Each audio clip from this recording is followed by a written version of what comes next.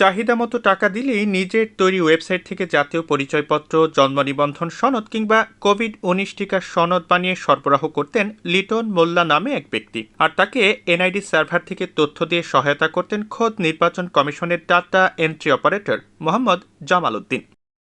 CTTC বলছে, দেখতে হুবহু একই রকম হলেও নকল ওয়েবসাইট থেকে বানানো এসব নকল সনদ বাণিজ্যে প্রায় 1 কোটি টাকা হাতিয়ে নিয়েছেন লিটন। হোয়াটসঅ্যাপ গ্রুপে গ্রাহকের তথ্য সংগ্রহ করে চাহিদা মতো মোবাইল ব্যাংকিংয়ে আদায় করা হতো এসব টাকা। দীর্ঘদিন গতিবিধি পর্যবেক্ষণ করে অবস্থান শনাক্তের পর অবশেষে তাদের গ্রেপ্তার করেছে সিটিটিসি। তাদের মধ্যে লিটন মোল্লাকে বাগেরহাট থেকে ও জামাল উদ্দিনকে পাবনা থেকে গ্রেপ্তার করা হয়।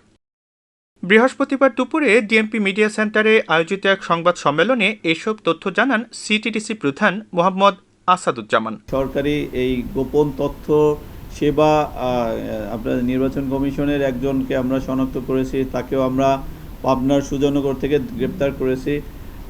পাশাপাশি যিনি ওটিপি দিতেন তাকেও আমরা এতে শনাক্ত করেছি, তাকে আমরা গ্রেপ্তারের অভিযান অব্যাহত রেখেছি। অন্যান্য যে সকল সেবাগুলো আছে সেটাও কাদের মাধ্যমে করতো তাদের শনাক্ত সহ তাদের গ্রেপ্তার করার জন্য আমাদের টিম কাজ করতেছে। এ সময় সিটিডিসি প্রধান বলেন, চক্রটি কাজের গুরুত্ব অনুযায়ী ৩,০০০ টাকা পর্যন্ত নিত।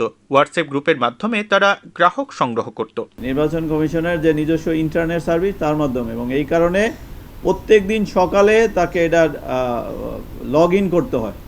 লগ ইন করার সাথে সাথে সে তার কাছে একটা ওটিপি যায়।